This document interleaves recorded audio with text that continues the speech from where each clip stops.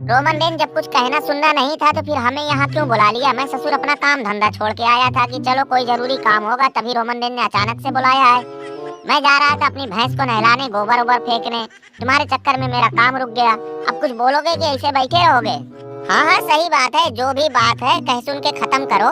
हम लोग काम धंधे वाले हैं, तुम्हारी तरह नहीं कि 4 महीने में सिर्फ 2 दिन काम करो, बाकी दिन बैठ के मुफ्त का मलीदा पेलते रहो। भाई अब हम क्या बोलें, हमें तो बताने में भी शर्म आ रही है।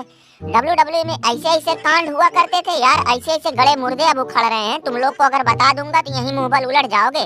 सच बताऊं, जैसे मैंने ये बात सुनी मेरे पैरों तले तो जमीन खिसक गई। मैं तो ससुर चक्कर खा के गिर पड़ा। अरे यार मैं सबके बारे में मान सकता हूँ, लेकिन यार ब्रॉक लेसनर ने ऐसा कांड कर दिया, मुझे तो अभी तक यकीन ही नहीं हो रहा है। क्या कर दिया ब्रॉक लेसनर ने? ऐसा क्या कर दिया कि तुम्हें बताने में शर्म आ रही है? तुम लोग कौन से बिल में रहते हो भाई? ये बात सारी दुनिया को पता चल गई है, सिर्फ तुम ही लोगों को नहीं पता है। तुम लोगों ने विंस मैकमैन के कांड के बारे में तो सुना ही होगा। हाँ सही कह रहे हो, जो विंस मैकमैन का केस उसका लफड़ा था उसी की बात कर रहे हो ना? वो लड़कियों वाला मैटर? हाँ वही उसी की बात कर रहा हूँ। विंस मैकमैन ने जितने कांड किए थे उन सब में ब्रॉक लेसनर की भागीदारी थी। ये भेद अब जाके खुला है। ये तो सच में दिमाग चकरा देने वाली खबर है। अरे ये बात अगर रैंडी ऑर्टन के बारे में निकल के आती, पॉल हेमन का नाम आता या टोमासो खांचा का नाम आ जाता तो समझ में आता कि चलो ठीक है ये लोग ऐसा कर सकते हैं। लेकिन ब्रॉक लेसनर यार, ब्रॉक लेसनर का ना किसी के यहाँ उठना ना बैठना, ना बेमतलब का किसी से बातचीत करना।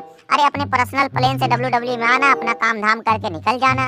फिर आखिर ये सब इसने कब कर दिया? ब्रॉक लेसनर ऐसे चुप रहने से काम नहीं चले, तुम्हें लोगों का जवाब देना ही पड़ेगा, नहीं तुम लोगों के मुंह को बंद नहीं कर सकते हो। लोग तरह तरह की बातें बनाते रहेंगे।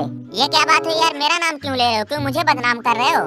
पॉल हेमन के बारे में तो समझ में आता है यार, मुझ पे ऐसे इल्जाम न लगाओ। तुम तो बड़े सीधे हो, इसीलिए तो मैं टीडल से दोस्ती की थी। चुप रहो, हमारा मुंह मत खुलवाओ, जिसे लगता है कि हमें कुछ पता ही नहीं। और रोमन ने अब सारा खेल हमारी समझ में आ गया कि ब्रॉक लेसनर की WWE में इतना चलती क्यों थी।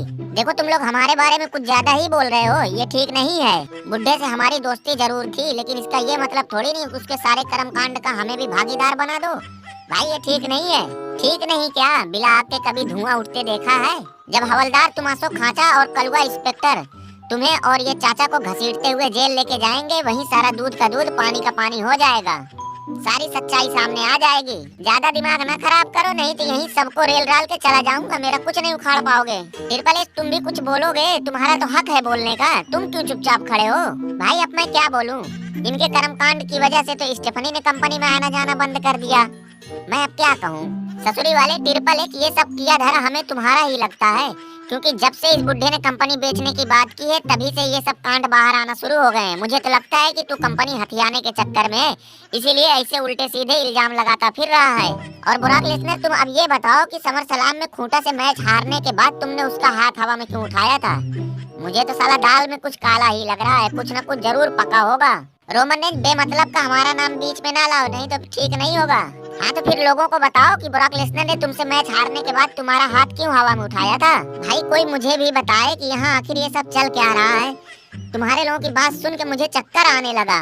तू जाके रिया रिप्ली के घर में पोछा लगा दे, बर्तन उर्तन धुल दे, अभी तुम्हारा दिमाग सही हो जाएगा।